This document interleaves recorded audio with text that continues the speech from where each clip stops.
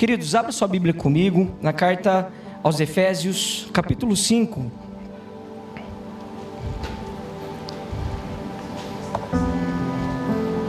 Efésios capítulo 5, versículo 15, 14, 15, 16 e 17. Nós vamos ministrar a ceia do Senhor. Antes de falarmos da ceia, tem alguém nos visitando nessa noite? Levante a sua mão assim para a gente saber. Visitante, tem algum visitante? Como é que é seu nome, querida? Vitória? Pensa na Vitória. Glória a Deus, vai ser bênção. Seja bem-vinda, Vitória, que o Senhor abençoe você, sua casa. Fica com a sua mão levantada, Vitória, porque os nossos obreiros têm um presente para você. Amém? Tem a Vitória e o irmão também? Como é que... Rodrigo? Então, fica com a mão levantada, Rodrigo. Seja bem-vindos, tá? Tem um presente da igreja para vocês. Que Deus abençoe vocês. Mais alguém visitando, nos visitando? Como é que é o nome, querido? Leonardo. Glória a Deus. Leonardo, seja bem-vindo, que o Senhor abençoe sua família, sua casa. Fica a mão levantada. Ali. Como é que é o nome? Tirce. Seja bem-vindo, Tirce. Dirce? Dirce. Deus abençoe, Dirce, você e sua família. Fica a mão levantada que a gente tem ali um presentinho para você. Você viu que assim, né? Antes de falar do presente não tinha ninguém, né? Deus abençoe. Glória, fica a mão levantada aí que é bênção, gente. É o presente. Mas alguém aproveita que é a hora. O Matheus levantou a mão lá no fundo. O Matheus e o Fábio. O Anderson. Tem também? Glória a Deus. A gente perde o amigo, mas não perde a piada, né? Glória a Deus. Amém, irmãos? Vamos aplaudir o Senhor pela vida dos nossos visitantes? Deus abençoe vocês em nome de Jesus. Efésios capítulo 5, versículo 14 em diante, diz assim a tradução que eu tenho. Por isso diz: desperta tu que dormes, e levanta-te dentre os mortos, e Cristo te esclarecerá. Portanto, vede prudentemente como andais, não como nécios, mas como sábios, remindo o tempo, porquanto os dias são maus. Por isso, não sejais insensatos, mas entendei qual seja a vontade do Senhor. E não vos embriagueis com vinho em que há dissolução ou contenda, mas enchei-vos do Espírito Santo. Amém? Enquanto você abre lá, primeira carta aos Coríntios 11, verso 23,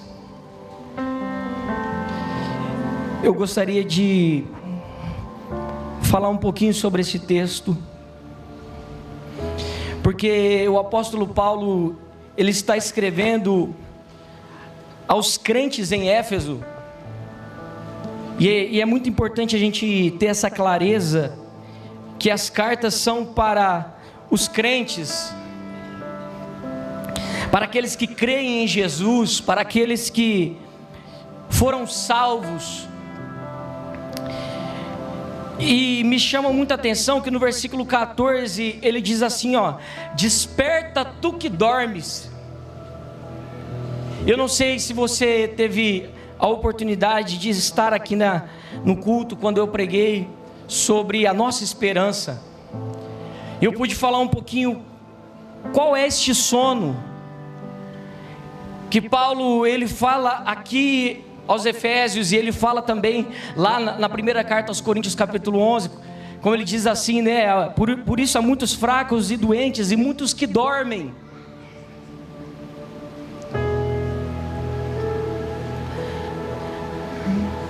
E este sono a qual o apóstolo Paulo se refere, eu gostaria que você prestasse muita atenção para você entender o que eu vou falar aqui. Esse sono, ele é comparado à morte. Porque se você pegar a primeira carta aos Tessalonicenses, no capítulo 4, verso 15, 16 e 17, ele vai dizer assim, ó: eu não quero que vocês sejam ignorantes a respeito daqueles que já dormem no Senhor. Porque aquele que está em Cristo, ele já passou da morte para a vida. A morte, acho que você lembra daquele texto, né, que diz: o salário do pecado é mas o dom gratuito de Deus é a vida eterna por nosso Senhor e Salvador Jesus Cristo. É isso que diz, se não me engano, Romanos. Então aqueles que estão em Cristo passaram da morte para a vida. Mas o apóstolo Paulo está dizendo à igreja de Éfeso, dizendo assim, ó: desperta tu que dormes, está na hora de vocês acordarem, porque vocês estão em Cristo, que é a vida, mas continuam mortos nos vossos pecados, continuam vivendo uma vida de morte. Vocês estão em Cristo, mas não têm clareza de que precisa viver uma nova vida.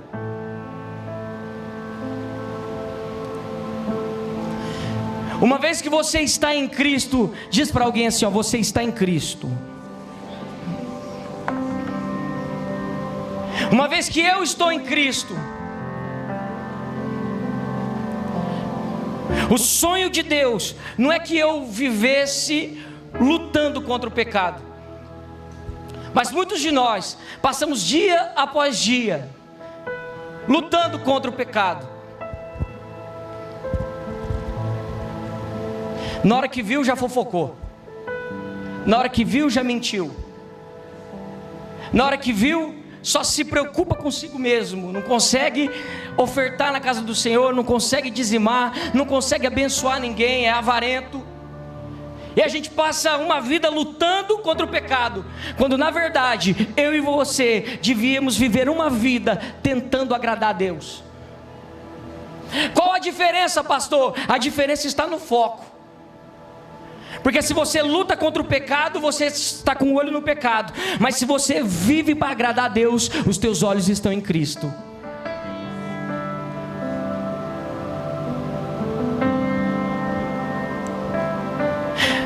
O sonho de Deus é que o Daniel viva assim, ó: quanto tempo eu vou orar essa semana? Será que eu vou orar só 2 horas por dia, ou se eu vou orar só 5 horas por dia?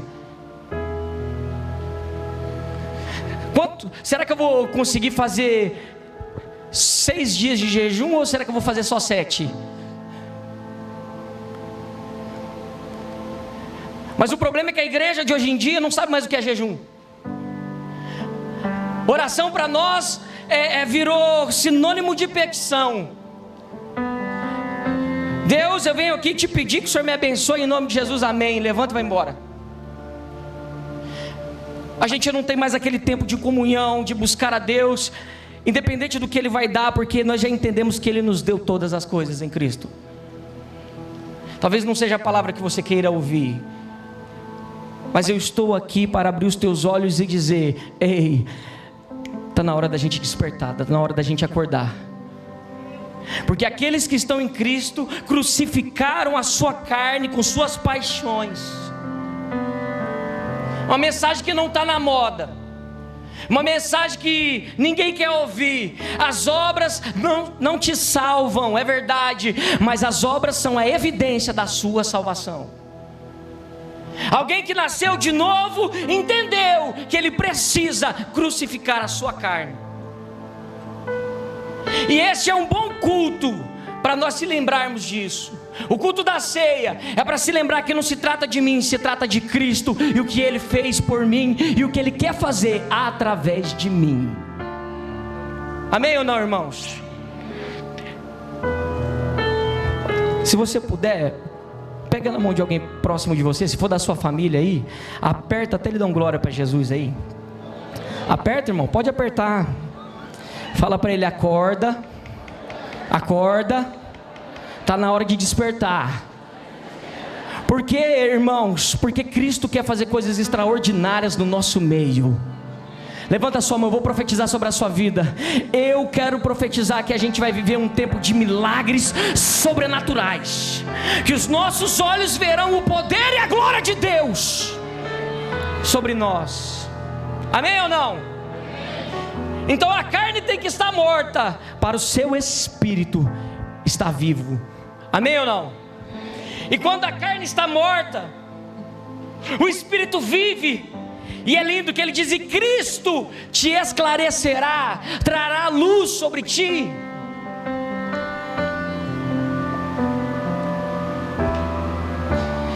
E nesse processo você começa a entender a vontade de Deus. Aquela frase famosa, né? Que você tem que orar, não até Deus te ouvir, mas você tem que orar até você ouvir Deus. Até você entender qual é a vontade de Deus, qual é a boa, agradável e perfeita vontade de Deus para a sua vida. E você busca, e você continua buscando incessantemente o Senhor. E aí você entende que não é o vinho, que não é os prazeres deste mundo, aleluia, que vai te trazer alegria, mas é quando você se permite ser cheio do Espírito Santo.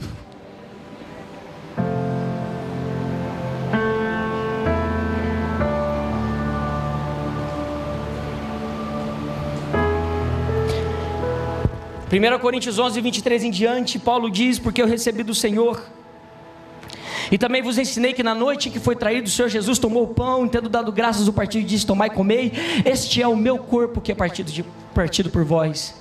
Semelhantemente, depois de cear, ele pegou o cálice, dizendo: este cálice é a nova aliança no meu sangue.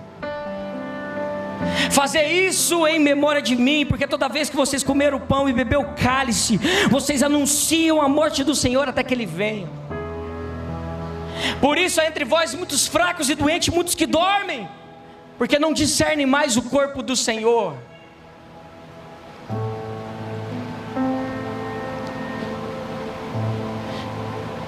Olha para mim, presta atenção. Por que há muitos fracos e doentes, e muitos que estão mortos?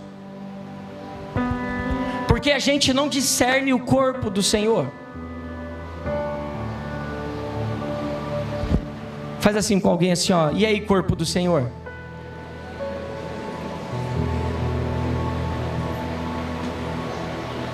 Nós somos o corpo de Cristo.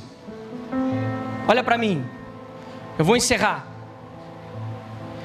Mas você precisa fluir no dom que Deus te deu. Você precisa crescer no dom que Deus te deu. Porque se você não crescer, o corpo não é edificado. Quando Deus te deu um dom, Ele não pensou em você, Ele pensou no corpo. Quando Deus Ele te chamou, Ele te deu um dom. Quando Cristo te chamou, Ele te deu um dom. É o que capítulo 4 de Efésios diz. E este dom é para que todos nós cheguemos à estatura perfeita, à estatura de Cristo. Então a responsabilidade do teu irmão estar dormindo é sua.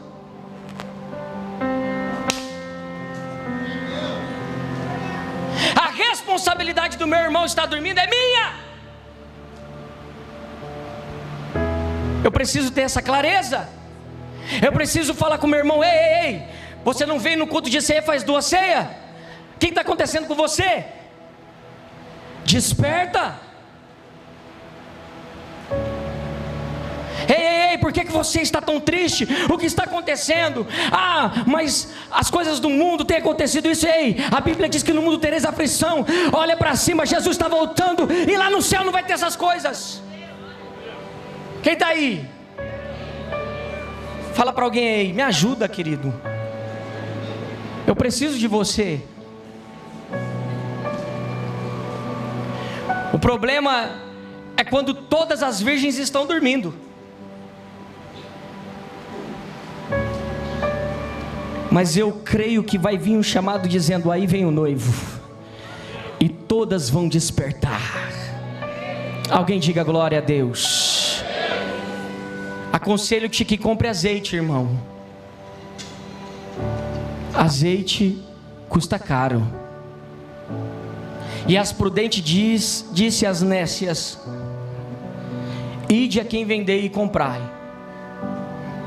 E Jesus diz as cartas de Apocalipse: aconselho-te que de mim compres vestes brancas.